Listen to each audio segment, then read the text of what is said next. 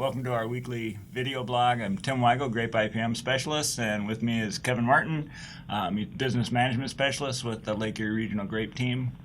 Today we're going to talk about early season decision making. We were talking the other day, Kevin, that we had bud break last week. We're about 2 weeks early. A lot of things haven't been getting done. Not only were we early, there's been a lot of rainfall. So, even from I really push early season. We're starting to see the clusters. They're exposed now. So you're thinking early season Phomopsis sprays. You need to get the weed sprays on.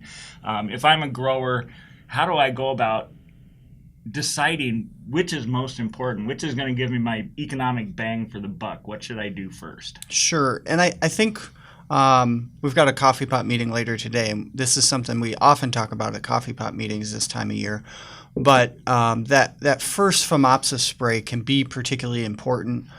It can also be something that you can avoid. But the problem is it really requires some scouting done last summer looking for Phomopsis. So if you haven't done a good job scouting, it probably makes sense to put on that first Phomopsis spray, which is going to be right around the corner for us.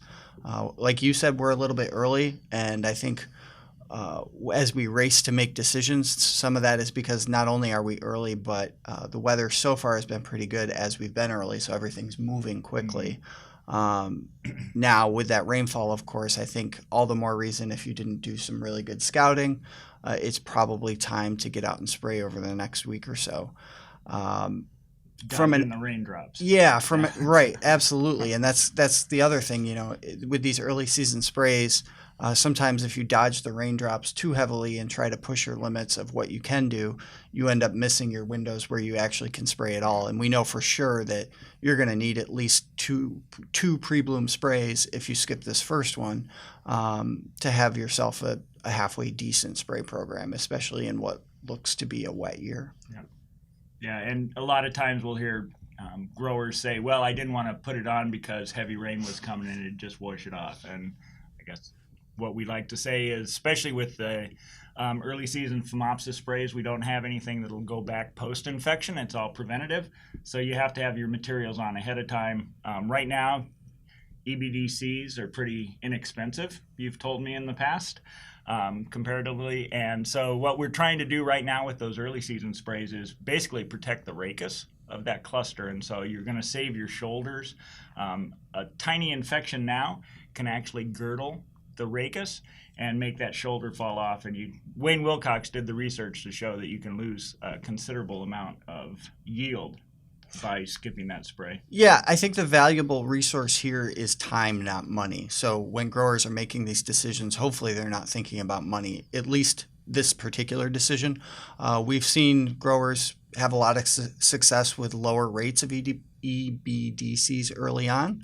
And so at a 2-pound rate, you're looking at less than $10, maybe $8 an acre for your application.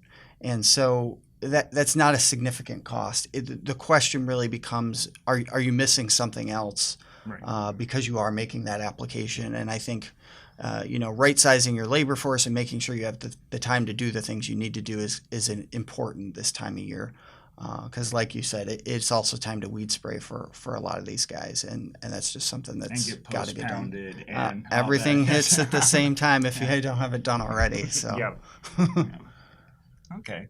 Well, great. And as always, if you have some ideas of what you'd like to have us cover in the video blogs, you can leave those comments in the comment section under the video there, or give us a call here at the lab, send us an email, and hope to see you next week.